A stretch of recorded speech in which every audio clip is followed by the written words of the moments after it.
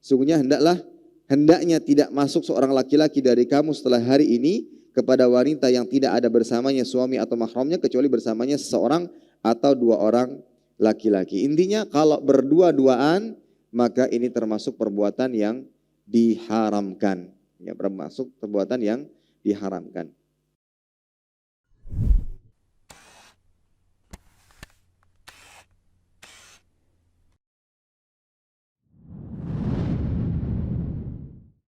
Innal hamdalillah nahmaduhu wa nasta'inuhu wa nastaghfiruhu wa nastahdihi wa natubu ilaih wa na'udzu billahi min shururi anfusina wa sayyiati a'malina may yahdihillahu fala mudilla lahu wa may yudlilhu fala hadiyalah. Asyhadu an la ilaha illallah wahdahu la syarika lah wa asyhadu anna Muhammadan 'abduhu wa rasuluhu la nabiyya wa la rasula ba'dah. Qala Allah 'azza wa jalla ya ayyuhalladzina amanu taqullaha haqqa tuqatih wa la tamutunna illa wa antum muslimun. يا أيها الناس اتقوا ربكم الذي خلقكم من نفس واحدة وخلق منها زوجها وبث منهما رجالا كثيرا ونساء واتقوا الله الذي تساءلون به والأرحام إن الله كان عليكم رقيبا يا أيها الذين آمنوا اتقوا الله وقولوا قولا سديدا يصلح لكم أعمالكم ويغفر لكم ذنوبكم ومن يطع الله ورسوله فقد فاز فوزا عظيما أما بعد فإن أصدق الحديث كتاب الله وخير الهدي هدي محمد صلى الله عليه وسلم وشر الأمور محدثاتها فإن كل محدثات في الدين بدعة وكل بدعة ضلالة وكل ضلالة في النار عياذا بالله من النار. Para hadirin sekalian, Bapak Ibu, saudara-saudari, kaum muslimin dan muslimat rahimani wa rahimakumullah taala. Alhamdulillah senantiasa kita panjatkan rasa syukur kita kepada Allah Jalla wa'ala atas segala limpah nikmat dan karunia yang Allah Ta'ala berikan kepada kita. Salawat dan salam senantiasa kita haturkan kepada junjungan kita Nabi Muhammad sallallahu alaihi wasallam serta kerabat beliau, para sahabat dan orang-orang yang senantiasa terus-menerus berada di jalannya sampai hari kiamat kelak. Para hadirin sekalian, Bapak Ibu, saudara-saudari, kaum muslimin dan muslimat rahimani wa rahimakumullah. Kembali melanjutkan pembahasan kitab Muharramat istahana biha katsirun minan nas. Dosa-dosa yang kebanyakan disepelekan oleh manusia, yajibul hadzaru minha, yang wajib untuk dihindari, yang ditulis oleh Syekh Muhammad Shalih Al-Munajjid hafizahullahu taala. Dan insyaallah pada pertemuan kali ini kita akan membahas dua dosa yang dianggap biasa dan sering kali diremehkan yang berkaitan dengan hubungan antara laki-laki dan perempuan yang bukan mahramnya. Yaitu yang ke-18 berkhalwat, berduaan dengan wanita yang bukan mahram, dan yang ke-19 berjabat tangan dengan wanita yang bukan mahram. Baik para hadirin sekalian, Bapak Ibu saudara-saudari yang dirahmati Allah Subhanahu wa taala. Sebagaimana yang kita ketahui bahwa Islam melarang segala bentuk kerusakan dan keburukan. Perbuatan-perbuatan yang menyebabkan atau menimbulkan kerusakan itu dilarang. Allah Ta'ala katakan dalam surat An-Nahl ayat 90, Innallaha ya'muru bil adli wal ihsan wa ita'i dzil qurba wa yanha 'anil fahsya'i wal munkar wal baghi ya'idzukum la'allakum tadhakkarun. Sungguhnya Allah memerintahkan kepadamu untuk berlaku adil dan berbuat kebajikan, memberi kepada kaum kerabat, dan Allah melarang dari perbuatan keji, kemungkaran dan permusuhan. Dia memberi pengajaran kepadamu agar kamu dapat mengambil pelajaran. Nah, ayat yang mulia ini menunjukkan bahwa semua perkara yang dilarang oleh Allah Ta'ala pasti membawa kepada keburukan dan kerusakan. Untuk itu Islam mencegah segala bentuk perbuatan-perbuatan yang bisa menghantarkan kepada kemungkaran, kerusakan, keburukan. Dalam ayat yang lain Allah Ta'ala juga berfirman, Innama ya'murukum bisu wal fahsya wa an taqulu 'ala Allahi ma la ta'lamun. Allah Ta'ala mengatakan tentang syaitan dan godaannya kepada manusia, yang mana mereka memerintahkan kalian kepada as-su, keburukan, wal fahsya, perbuatan fahisyah, keji, wa an taqulu 'ala Allahi ma la ta'lamun, dan agar kalian mengatakan tentang Allah apa yang tidak kalian ketahui. Ini adalah perbuatan-perbuatan yang bisa menghantarkan kepada kerusakan. Untuk itu Islam, di dalam agama Islam ya, dilarang segala bentuk perbuatan yang bisa menghantarkan kepada kerusakan dan keburukan. Nah, salah satu perbuatan ya yang bisa mendatangkan kerusakan yaitu hubungan terlarang antara laki-laki dan perempuan yang bukan mahram. Perbuatan-perbuatan antara laki-laki dan perempuan yang bukan mahram yang bisa mendatangkan kepada kemudaratan, kerusakan, keburukan yang bukan hanya berdampak kepada diri mereka tapi juga kepada lingkungan-lingkungan yang ada di sekitarnya. Sebagaimana yang kita ketahui bahwa perempuan itu fitnah bagi laki-laki. Bahkan Nabi mengatakan, "Ma taraktu ba'di fitnatan." Aku tidak meninggalkan setelahku munculnya fitnah, kerusakan, keburukan, adharra 'alal rijal minan nisa, yang lebih berbahaya bagi kaum laki-laki dibandingkan kaum perempuan. Ya. Jadi di antara banyaknya fitnah yang ada di muka bumi ini, tidak ada yang lebih berbahaya bagi seorang laki-laki daripada wanita. Bahkan ada salah seorang yang mengatakan, aku lebih bisa menjamin, inti perkataannya adalah, aku bisa menjamin untuk tidak masuk kepada sebuah dosa dan kemaksiatan ketika ditaruh atau ditempatkan di sebuah tempat yang penuh dengan harta. Misalkan dia masuk ke dalam sebuah tempat, isinya emas, perak, uang, dia masih bisa memberikan jaminan bahwa dia tidak akan mengambil satu peser pun dari harta tersebut. Namun aku tidak bisa memberikan jaminan ketika aku diletakkan di perkumpulan wanita-wanita yang bukan mahramnya. Besar sekali fitnah wanita. Ya. Oleh karena itu Islam melarang segala bentuk hubungan antara laki-laki dan perempuan yang bukan mahram, yang bisa menghantarkan kepada keburukan yang lebih besar, kecuali dalam batasan-batasan sempit yang diperbolehkan oleh Islam. Bukan berarti haram secara mutlak, tidak. Ada batasan yang memperbolehkan, tapi sempit. Agar seseorang bisa terhindar dari fitnah-fitnah yang ditimbulkan darinya. Ya. Kenapa begitu dibatasi? Seperti yang dikatakan tadi, fitnah wanita, fitnah yang ditimbulkan itu sangat besar. Bisa mendatangkan kerusakan dan keburukan. Ya. Termasuk pengaruh-pengaruh buruk yang ditimbulkan adalah apa yang disebut dengan pergaulan bebas antara laki-laki dan perempuan. Hubungan tanpa ada ikatan pernikahan yang menghantarkan kepada zina. Ya. Yang mungkin diawali dengan sentuhan yang bukan mahram. Khalwat antara laki-laki dan perempuan yang bukan mahram. Kemudian ya dan seterusnya. Dan berujung kepada perbuatan zina yang mana itu adalah perbuatan yang mungkar. Ya. Perbuatan yang mungkar. Baik.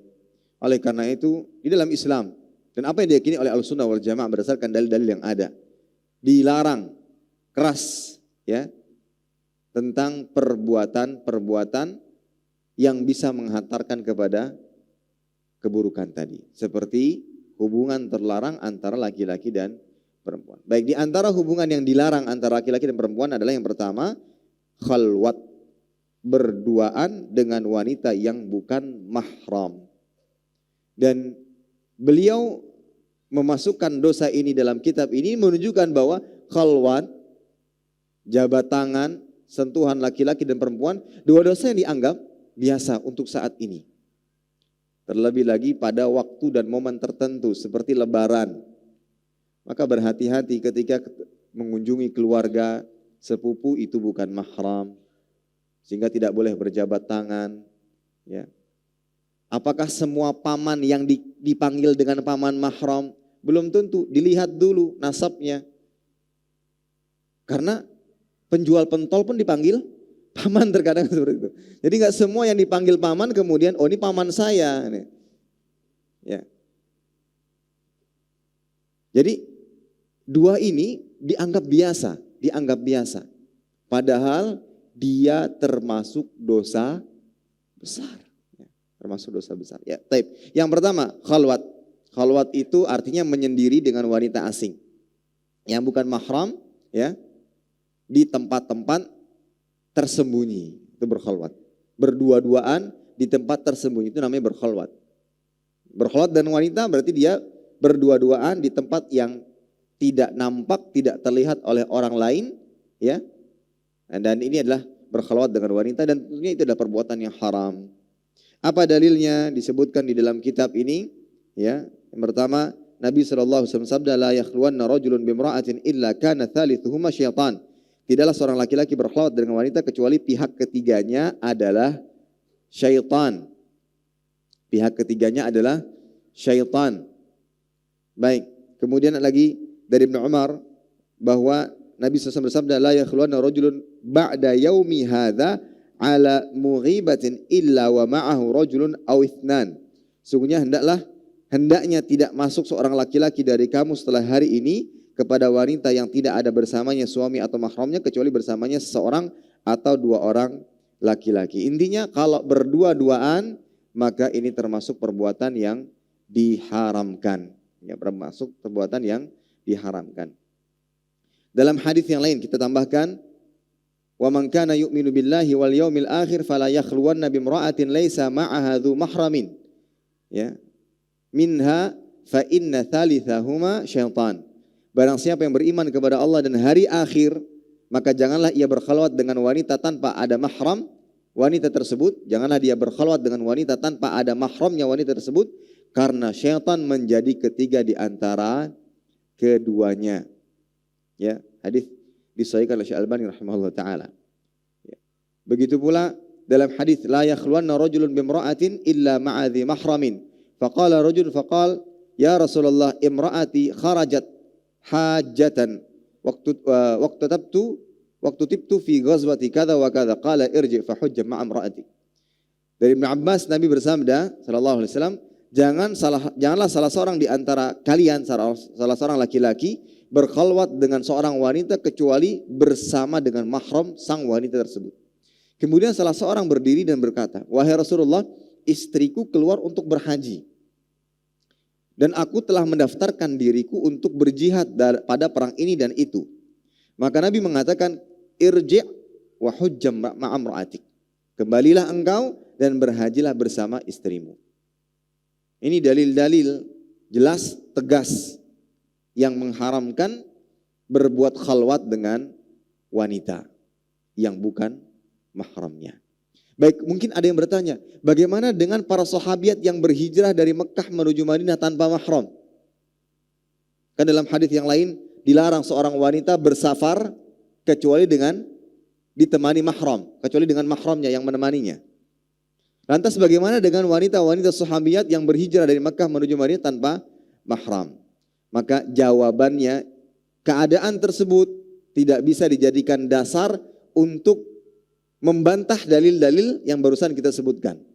Karena keadaannya berbeda, yaitu keadaan darurat. Apa yang didapati oleh para sahabiat di Mekah itu lebih berbahaya dibandingkan bahaya yang ditimbulkan ketika dia berhijrah tanpa mahram. Memang berhijrah atau bersafar tanpa mahram ada madaratnya? Ada. Tapi dengan menetapnya para sahabiat di Mekah, yang mana pada saat itu banyak kezaliman, ya, banyak segala macam kemungkaran terjadi di dalamnya, bahaya yang ditimbulkan dengan menetap di Mekah itu jauh lebih besar dibandingkan bahaya atau keburukan yang didapati ketika bersafar tanpa mahram. Maka Ummu Kulthum binti Uqbah dan para wanita yang lainnya, mereka berhijrah dari Mekah ke Madinah tanpa mahram. Ya. Baik. Kemudian apa yang dimaksud dengan syaitan menjadi orang ketiga di antara mereka berdua? Apa yang dimaksud dengan hal tersebut? Imam Al-Munawi mengatakan syaitan menjadi penengah. Orang ketiga di sini maksudnya adalah dia menjadi penengah di antara keduanya. Dengan apa? Dengan membisikkan mereka untuk melakukan kemaksiatan dan menjadikan syahwat mereka berdua bergejolak, menghilangkan rasa malu, rasa sungkan dari keduanya, serta menghiasi kemaksiatan hingga nampak indah di hadapan mereka. Itu syaitan yang menjadi penengah. Ya, itu yang dimaksud. Syaitan menjadi pihak ketiga yang menjadi penengah di antara mereka, yang membisikkan mereka untuk melakukan kemaksiatan, yang menjadikan syahwat mereka bergejolak, menghilangkan rasa malu, rasa sungkan antara satu dengan yang lainnya, yang pada akhirnya wal'iyadzubillah syaitan menyatukan mereka dalam perbuatan nista, yaitu zina wal'iyadzubillah. Dan minimalnya paling tidak mereka jatuh kepada perbuatan-perbuatan muqaddimah zina, entah bersentuhan, entah berciuman dan semisalnya. Maka ini adalah dampak buruk yang ditimbulkan atau yang didapati ketika berkhalwat dengan yang bukan mahramnya. Karena syaitan yang ketiganya. Ya, syaitan yang ketiganya. Baik. Apa sih yang dimaksud dengan mahram di sini? Mahram, sebagaimana disebutkan oleh para ulama, mahram itu adalah wanita yang tidak boleh dinikahi dengan beberapa sebab, entah nasab, persusuan, atau yang semisalnya. Tidak boleh dinikahi dengan beberapa sebab, nasab, persusuan, atau sebab pernikahan, ya misalnya menjadi mahram mertuanya, maka tidak boleh dinikahi. Dan boleh berkholwat. Boleh berkholwat dengan mahram? Boleh. Nah, ketika kita sudah faham mana mahram dan bukan mahramnya dengan kaidah yang disebutkan para ulama, dapat kita fahami. Berarti kalau bukan mahram, satu boleh dinikahi, dan yang kedua tidak boleh berkholwat dengannya. Tidak boleh berkholwat dengannya. Karena masuk dalam ancaman atau larangan yang telah disebutkan sebelumnya di dalam hadis-hadis yang ada. Baik. Sekarang kita akan menjelaskan terkait batasan kapan disebut seseorang berkholwat, berdua-duaan antara laki-laki dan perempuan. Misal, pedagangnya acil-acil perempuan. Kemudian saya ingin beli apa yang dijual ya. Kebetulan pada saat itu hanya berdua bertransaksi. Jadi tidak ada pembeli-pembeli lain. Atau wanita ini, acil-acil ini tidak ada pendampingnya, tidak ada suaminya, tidak ada anaknya, tidak ada mahramnya. Dan itu terjadi di pasar.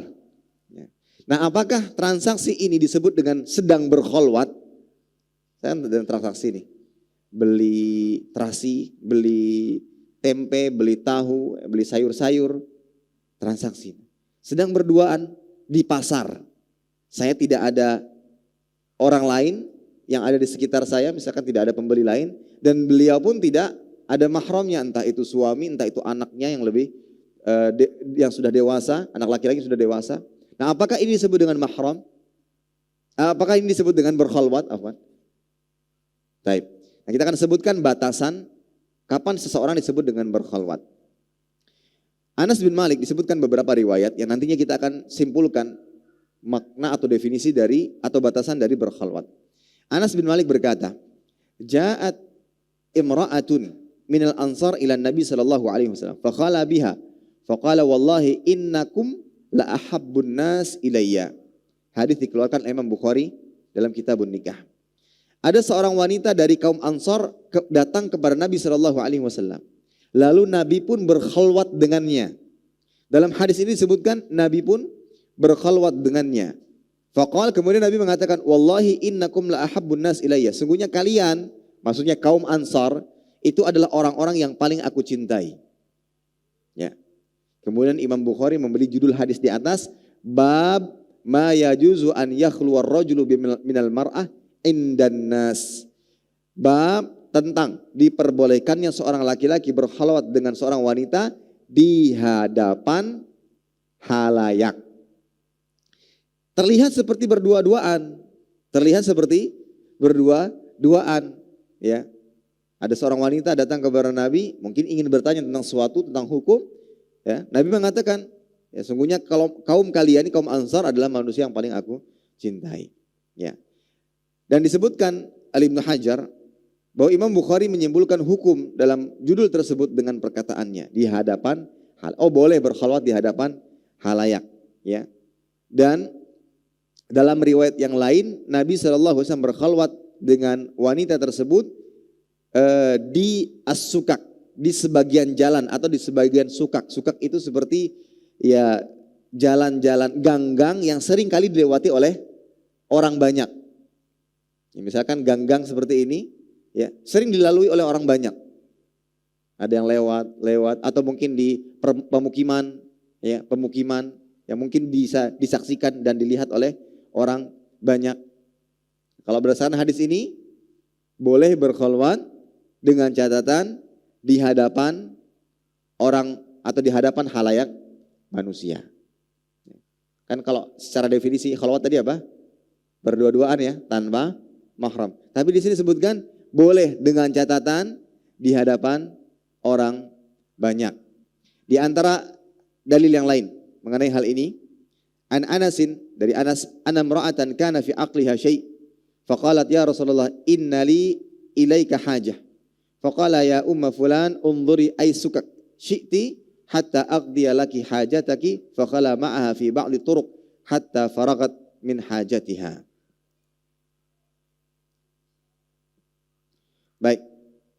Dari Anas bin Malik bahwasanya seorang wanita yang pikirannya agak terganggu dan kemudian mendatangi Nabi dan mengatakan, wahai Rasulullah, saya ada perlu denganmu, ada hajat, mungkin ingin bertanya.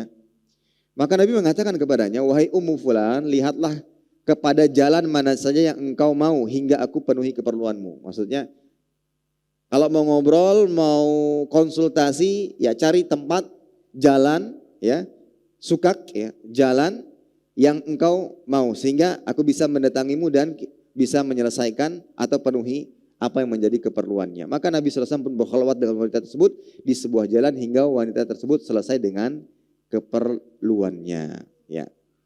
Maka Ibnu Hajar menjelaskan berdasarkan hadis-hadis di atas, khalwat itu ada dua macam. Ya.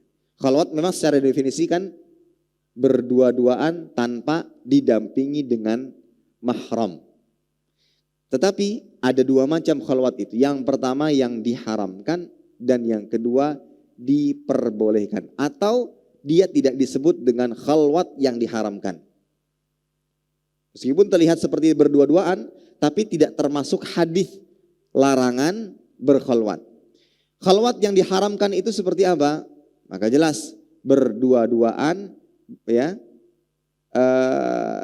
antara laki-laki dan perempuan yang tertutup dari pandangan manusia. Yang tertutup dari pandangan manusia di sebuah tempat tersembunyi, di kamar tersembunyi dan yang semisalnya.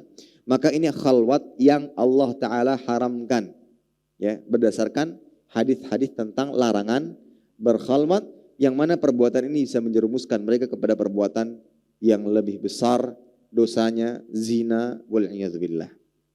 Adapun yang kedua, khalwat yang diperbolehkan atau dengan bahasa lainnya, ya, khalwat yang tidak dilarang dan tidak masuk dalam larangan hadis. Yaitu apa? Seperti yang dilakukan oleh Nabi SAW. Seorang wanita datang kepada Nabi yang mana ia tidak didampingi oleh mahramnya, kemudian ngobrol, dalam artian konsultasi, bertanya tentang sesuatu. Boleh dilakukan dengan cara apa? Di hadapan halayak manusia. Ya. Misalkan nanti misalkan ada yang keluar masjid, kemudian ada salah seorang akhwat yang bertanya tentang sesuatu. Dia pendatang akhwat padahal mau tanya di mana garang WC Masjid Imam Syafi'i. Hendak bertakun di mana WC. Wah, berkholwat langsung kabur mungkin pengurus masjidnya. Ini jangan, ya. Ketika dia di hadapan halayak, maka bukan termasuk berkhalwat dan itu tidak mengapa. Tinggal dijawab, oh WC-nya di sana sesuai dengan keperluan dan kebutuhannya. Seperti yang dilakukan oleh Nabi Shallallahu Alaihi Wasallam. Ya, meskipun terkadang yang terjadi antara Nabi SAW dan sahabiah ini, dia pembicaraan dan percakapan berdua itu tidak terdengar oleh halayak lain, oleh manusia yang lainnya. Karena bisa jadi ada permasalahan-permasalahan yang mungkin bisa dikatakan sensitif dan hal ini dikonsultasikan.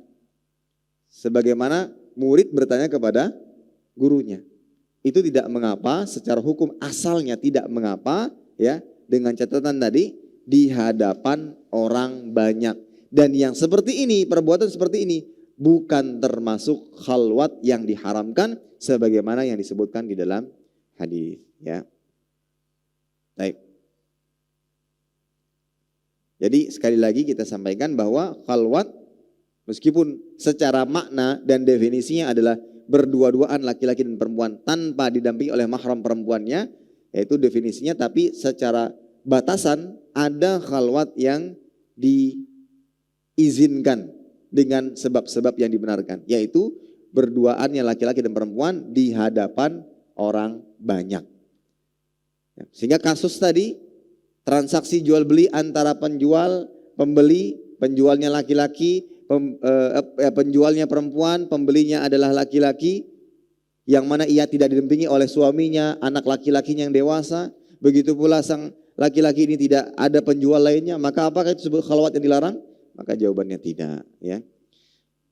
Syekh Shalih Al-Utsaimin berkata, wal khalwah al-muharramah hiya ma kanat ma'al iglaqi ma'a iglaqin lidarin aw hujratin aw sayyaratin wa nahwi dhalik aw ma istitar 'anil a'yun fa hadhihi khalwah muharramah wa kadza dhabataha al-fuqaha. Beliau mengatakan, dan khalwat yang diharamkan itu jika disertai dengan menutup rumah, kamar atau mobil. Itu berkhalwat namanya. Atau yang semisalnya. Atau tertutup dari pandangan manusia. Mungkin dia di tengah, mungkin di area terbuka, tapi sengaja menjauh dari pandangan manusia. Nah, ini juga termasuk yang dilarang. Baik.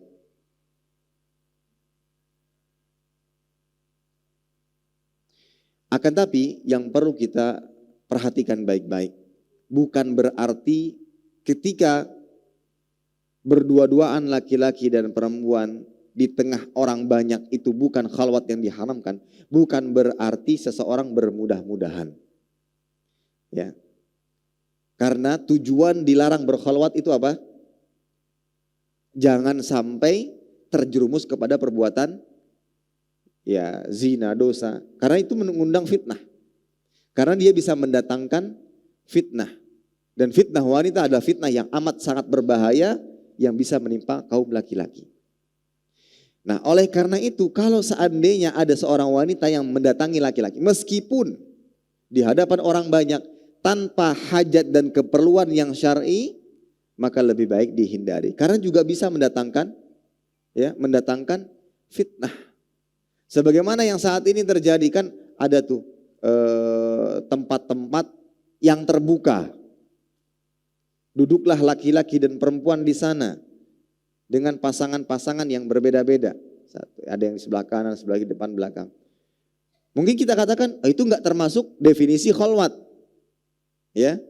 Karena kan khalwat harus di tempat tersembunyi. Memang secara definisi demikian. Tapi itu juga termasuk perbuatan yang dilarang karena tujuannya tidak benar. Pertemuan itu tujuannya tidak benar. Ya, tidak benar. Apalagi masuk nanti dalam pembahasan yang berikutnya.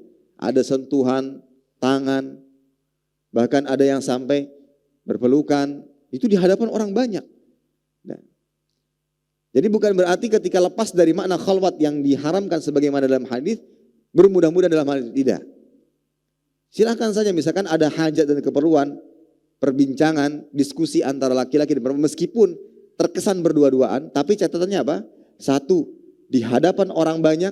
Dua, ada hajat yang mendesak. Ada keperluan yang mendesak, ya. Entah itu ya urusan apa saja yang memang tidak ada cara lain kecuali harus dengan demikian gitu. Tapi kalau seandainya meskipun ada hajat nih, ada hajat, ya, sang perempuan ada hajat dengan salah satu ikhwan, ada hajat, dan dia ingin ketemu, pertemuannya pun diusahakan, dikondisikan di tengah orang banyak. Tetapi ada indikasi lain yang bisa mendatangkan fitnah. Apakah tetap dilakukan pertemuan tersebut? Tidak. Karena yang sebenarnya ingin dijauhi masih bisa ada gitu, masih bisa muncul. Maka lebih baik dijauhi, ya. Karena di era dan zaman sekarang mungkin sudah disebut sebagai masa banyaknya orang berbangga-bangga dan menjaharkan perbuatan dosa mereka. Dulu mungkin bersembunyi-sembunyi, namun untuk saat ini justru malah ditampakkan, diperlihatkan. Ya, ini para hadirin sekalian yang diberkahi Allah Subhanahu wa taala, pemuda-pemudi berdua-duaan. Ya meskipun tidak masuk dalam makna definisi khalwat yang tadi la yakhluwanna rajulun bimra'atin, tidaklah dua laki-laki dan perempuan berkhalwat. Meskipun secara makna tidak masuk dari dalam hadis tersebut khalwat yang tertutup, tersembunyi, tidak terlihat oleh pandangan manusia, tapi pertemuan mereka mendatangkan fitnah. Ya. Sehingga lepas dari satu sisi, tapi dia terkena sisi yang lain yaitu fitnah. Dan Ibnu Hajar berkata, hadis ini, hadis Anas di atas, menunjukkan akan bolehnya berbincang-bincang dengan seorang wanita ajnabiyah yang bukan mahram. Dengan pembicaraan yang bisa dikatakan mungkin rahasia. Ya. Dan hal ini bukanlah celaan terhadap kehormatan agama pelakunya jika aman dari fitnah. Nah itu catatannya. Misalkan ada ustadz, didatangi seorang akhwat yang ini bertanya tentang sesuatu agama, permasalahan agama. Itu bukan berarti mencacati, akhirnya mungkin ngobrol ya. Catatannya adalah di tengah orang banyak, tidak berkhalwat yang diharamkan. Kemudian dia datang karena ada hajat. Meskipun terkesan dia ngobrol, itu tidak menjadi celaan terhadap kehormatan agama ustadz tersebut yang didatangi. Ya. Tapi dengan catatan tadi, tundukkan pandangan, ya. Perempuan yang gak usah mendayu-dayu suaranya, ya. Ya sesuai dengan hajatnya, sesuai dengan hajat dan keperluannya. Kemudian juga aman dari fitnah, itu tidak mengapa. Tetapi beliau berpesan, sebagaimana perkataan Aisyah radhiyallahu taala anha, wa ayyukum yamliku irbahu kama kana Nabi sallallahu alaihi wasallam yamliku irbah. Siapakah yang lebih mampu menahan gejolak nafsunya sebagaimana Nabi SAW bisa menahan syahwatnya. Nabi memang bisa demikian. Ketika ada datang seorang wanita bertanya tentang sesuatu, kemudian Nabi berbincang atau berdiskusi, memberikan nasihat dan wejangan kepadanya.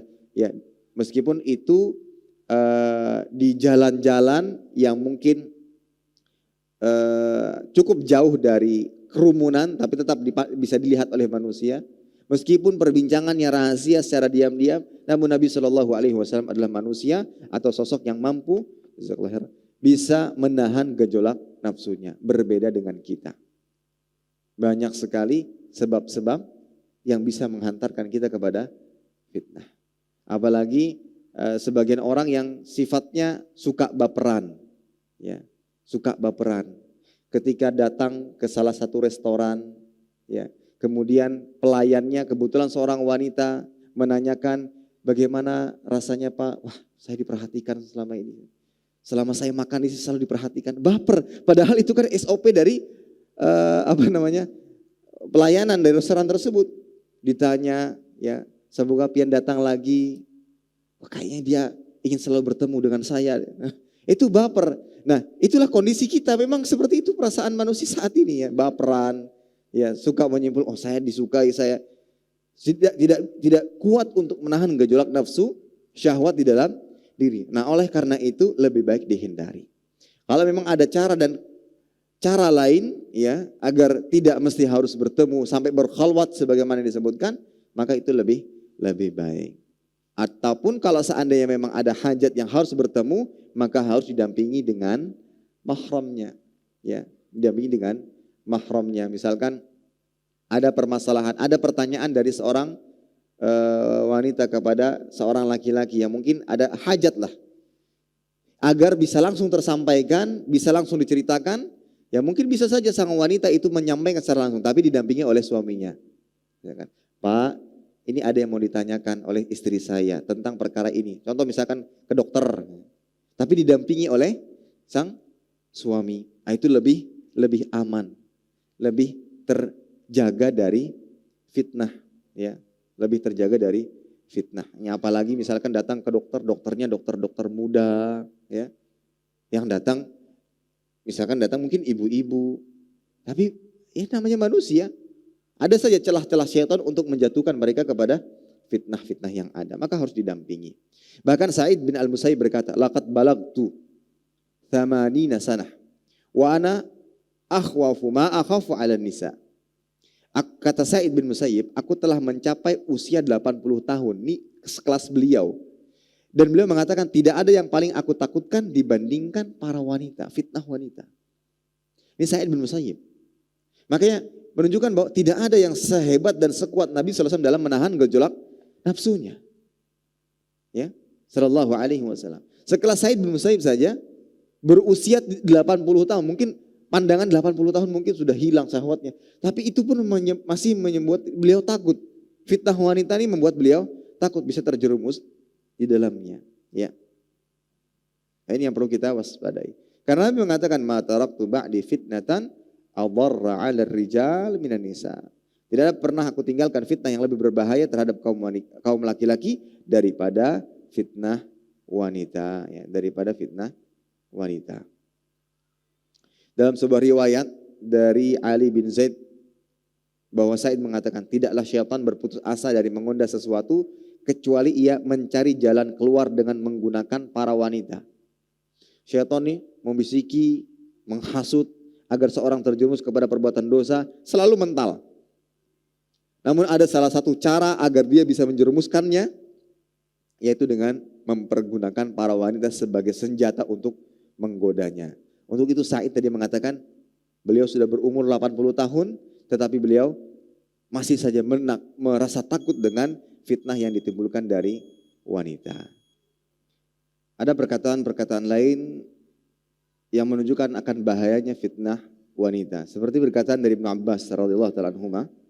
Beliau mengatakan lam yakfur man kafara mimman madha illa min qibalin nisa wa kafara man baqiya min qibalin nisa. Tidaklah kufur orang-orang terdahulu kecuali salah satu sebabnya dikarenakan para wanita, fitnah wanita.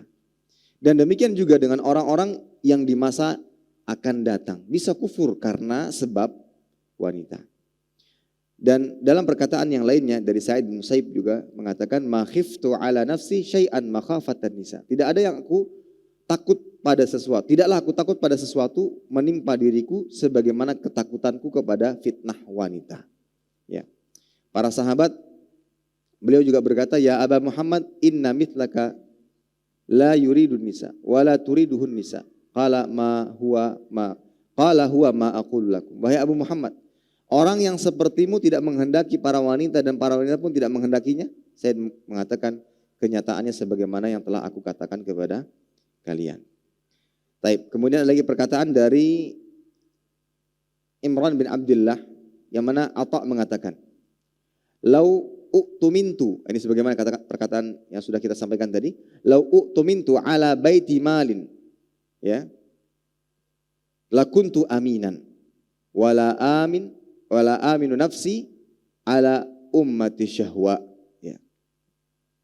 Jika aku diberi kepercayaan untuk menjaga baitul mal, tempat penyimpan harta kaum muslimin, maka aku akan menjalankan amanah tersebut. Ya, lakuntu aminan. Namun wala amin, dan aku tidak bisa menjamin diriku dari seorang budak wanita yang cantik. Ya, seorang budak wanita tidak bisa menjamin bisa aman dari fitnahnya. Kalau fitnah harta mungkin seorang bisa menjaganya. Tapi kalau fitnah wanita, sedikit sekali di antara yang bisa selamat darinya. Imam Az-Zahabi mengomentari perkataan Atha ini, sadaqa rahimahullah. Sungguh benar perkataan Atha. Semoga Allah Ta'ala merahmati beliau. Sebagaimana disebutkan dalam hadis, la yakhluwanna rajulun bimra'atin fa inna thalithahuma syaitan. Ya, tidaklah seorang laki-laki berkhalwat dengan wanita kecuali syaitan menjadi pihak ketiga di antara mereka berdua. Saya seperti Nabi Yusuf saat nantinya. Apakah seperti itu? Kuat seperti Nabi Yusuf? Keadaan-keadaan yang mungkin berat sekali untuk dihindari oleh manusia saat ini. Berdua-duaan, yang mengajak adalah dari pihak wanitanya, tempatnya sudah tertutup rapat, ya, tertutup rapat. Dalam arti kalaupun terjadi, tak satu pun yang mengetahui, karena ini adalah ya ratunya. Tapi karena takut kepada Allah Subhanahu wa taala, Allah Taala jaga, ya, karena beliau termasuk orang-orang yang ikhlas dalam menjalankan ibadah kepada Allah Subhanahu wa taala. Intinya jangan pernah mendekati, ya, fitnah-fitnah yang bersumber dari wanita. Nah, pembahasan kali ini bukan berarti menyudutkan para wanita, tidak. Para wanita ketika tidak menjalankan apa yang Allah Ta'ala wajibkan atas mereka dalam berpakaian, ya, kemudian menjaga perkataan, perbuatan, maka mereka akan menjadi sumber fitnah. Mereka akan menjadi sumber fitnah. Wanita dilarang untuk menggunakan minyak wangi ketika keluar rumah. Yang mana disebutkan dalam hadis ketika wanita keluar rumah menggunakan minyak wanginya kemudian tercium oleh seorang laki-laki, maka dia dicap sebagai seorang berzina, waliyadzubillah. Nah, ketika seorang wanita melanggar aturan-aturan tersebut, maka baru dikatakan sebagai sumber fitnah. Namun kalau seandainya wanita menjaga apa yang Allah Ta'ala wajibkan atas mereka dari segi pakaian, ya, tidak sering keluar rumah kecuali memang ada keperluan dan hajat yang dibutuhkan, seperti thalabul ilmi, ke pasar atau yang lain atau yang semisalnya, ya, tidak mudah jalan-jalan nongkrong dengan laki-laki yang bukan mahram, berkhalwat misalkan, ya, maka insya Allah mereka akan terjaga dan bukan termasuk menjadi sumber fitnah. Bahkan mereka adalah penghias, ya. Ad-dunya mata' wa khairu mata'iha al-mar'atu salih. Dunia ini isinya perhiasan, dan perhiasan yang paling bisa memperindah dunia itu adalah wanita-wanita yang salehah. Baik. Jadi sekali lagi ini bukan menyudutkan wanita, tapi memang seperti itulah kenyataannya. Ketika wanita tidak menjaga kehormatannya, yaitu dengan melanggar aturan Allah Ta'ala, maka mereka bisa menjadi sumber fitnah. Baik, kemudian yang kedua, ya, pelanggaran yang kedua antara laki-laki dan perempuan, yaitu berjabat tangan, saling bersentuhan antara laki-laki dan perempuan yang bukan mahram, ya. Dan untuk saat ini di zaman sekarang itu sudah menjadi hal yang biasa. Bahkan bukan hanya sekedar berjabat tangan dipandang biasa, yaitu antara pipi ke pipi, itu sudah menjadi hal yang biasa. Itu seakan-akan seperti ya sapaan, ya, yang dianggap biasa. Sebagaimana seorang menganggap biasa mengucapkan gimana kabar pian, ya, mudah-mudahan pian sehat. Nah, untuk zaman sekarang jabat tangan dan pipi ke pipi, cepeka cepiki itu sudah dianggap sangat biasa meskipun antara laki-laki dan perempuan. Nah, itulah fenomena yang terjadi, ya. Dan ini harus kita jauhi dari keluarga kita jauhi dari kerabat kita. Karena perbuatannya adalah perbuatan yang haram. Nabi mengatakan li'an yut'ana fi ra'si ahadikum bimakhitin, ya, bimakhitin min hadid khairun lahu min an yamas imra'atan la tahillu lahu. Seorang, ya, sesungguhnya ditusuknya kepala seseorang dari kalian dengan jarum dari besi adalah lebih baik baginya daripada ia menyentuh wanita yang tidak halal baginya. Kepala ditusuk dengan besi, ya. Kepala ditusuk dengan besi. Itu jauh lebih baik, mending dibandingkan akibat yang akan dia dapatkan karena menyentuh wanita yang bukan mahram. Rasa sakit yang dia dapati dari ditusuknya kepalanya dengan besi itu lebih baik dibandingkan hukuman dan siksa yang dia akan dapatkan ketika dia menyentuh perempuan yang tidak halal baginya. Nah, hadis ini menunjukkan bahwa haram hukumnya menyentuh wanita yang bukan mahram secara langsung seperti itu, ya, dan ini perbuatan yang haram. Bahkan ini termasuk dikatakan perbuatan zina, zina tangan. Dalam hadis disebutkan al-ainan tazniyan, wal yadan tazniyan, wal rijlan tazniyan, wal faraj yazni. Dua mata itu bisa berzina, kedua tangan bisa berzina, kedua kaki bisa berzina, kemaluan bisa berzina. Bagaimana zina tangan tadi? Dengan sentuhan-sentuhan dengan cara yang tidak dibenarkan. Dan adakah orang yang hatinya lebih bersih dari Nabi Shallallahu Alaihi Wasallam? Tidak ada. Dan Nabi pun mengatakan, Inilah amasu aidian nisa. Aku tidak pernah menyentuh tangan wanita. Maya, ada sebagian yang ketika disodorkan tangannya dia seperti ini, ya, laki-laki menganggap seperti itu. Kemudian marah wanita ini, merasa tidak dihargai. Siapa juga yang mau gini dan gini dan gini. Dia mengatakan demikian. Ini kan dianggap biasa saja. Enggak ada pengaruhnya apa-apa. Bukan berarti jabat tangan dengan Anda kemudian saya jatuh cinta. Dia seringkali menyudutkan dengan cara demikian ketika seorang laki-laki berusaha untuk tidak menjabat tangannya yang bukan mahram. Karena manusia yang paling bersih hatinya, yaitu Nabi SAW, tidak pernah menyentuh wanita. Bagaimana dengan kita yang sangat jauh dari kesucian hati, yang mana kita berusaha tapi sangat jauh dari bersihan hati sebagaimana diberikan Nabi SAW. Dan Nabi pun tidak pernah, ya, tidak pernah berjabat tangan dengan wanita yang bukan mahram. Inilah usafihun nisa. Berbayaatnya para wanita, para sahabiat bukan dengan berjabat tangan, tapi hanya dengan kalam. Sebagaimana ditunjukkan dalam hadis dari Aisyah, ia berkata, "Wala wallah ma massat yadu Rasulillah sallallahu alaihi wasallam yadam ra'atin qat ghaira annahu yubayi'uhunna bil kalam." Dan demi Allah, sungguh tangan Rasulullah sallallahu alaihi wasallam tidak pernah menyentuh tangan perempuan sama sekali, tetapi beliau membaiat mereka dengan perkataan saja. Ya, dengan perkataan saja. Dan yang kedua, ini juga salah satu dampak yang ditimbulkan dengan berkhulwat. Kalau sudah berkhulwat, seringkali bisa mengarah kepada bersentuhan, ya, jabat tangan dan yang semisalnya. Maka para hadirin sekalian yang Allah Subhanahu wa taala, dua hal ini adalah dua hal yang harus dihindari. Ya. Terutama yang kedua ini mungkin lebih lagi dianggap biasa. Yang kedua lebih lagi dianggap biasa. Dan juga berhati-hati dengan antar sepupu, ipar yang bukan mahram.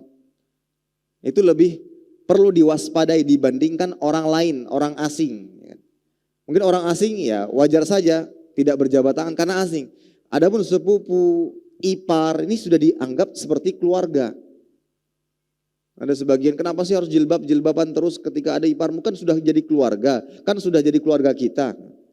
Kenapa sih harus pakai jilbab segala? Ada sebagian yang demikian. Ya. Nah, ini para hadirin sekalian yang dimuliakan Allah Subhanahu wa taala. Jangan sampai dosa-dosa padahal ini besar dianggap biasa yang bisa menjerumuskan kita kepada kemudaratan yang jauh lebih besar. Mungkin tidak di dunia, tapi yang lebih besar daripada itu adalah di akhirat. Wal'iyadzubillah. Baik, ini kiranya bisa disampaikan. Mudah-mudahan apa yang disampaikan bermanfaat dan mudah-mudahan kita diberikan taufik dan perlindungan dari Allah Subhanahu wa taala agar terjauh dari perbuatan dosa. Allahu a'lam.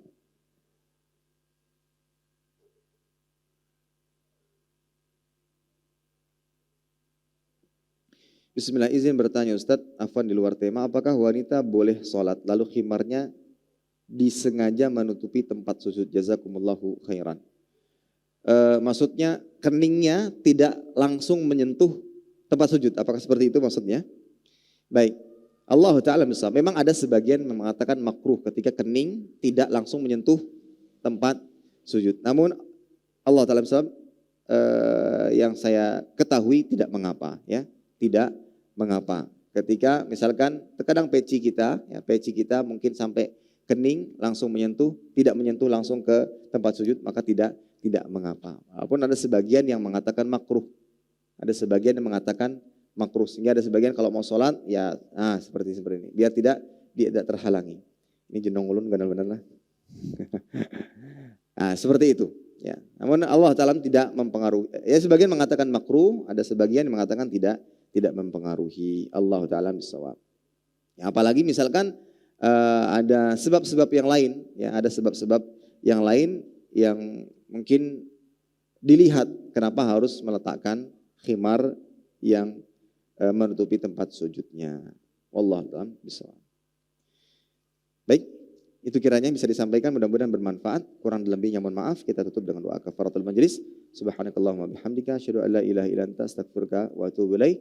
Wassalamualaikum warahmatullahi wabarakatuh. Terima kasih. Jazakumullahu khairan wa barakallahu fikum. Video ini dibuat atas partisipasi dari donasi Anda. Semoga menjadi amal jariah bagi Anda semuanya.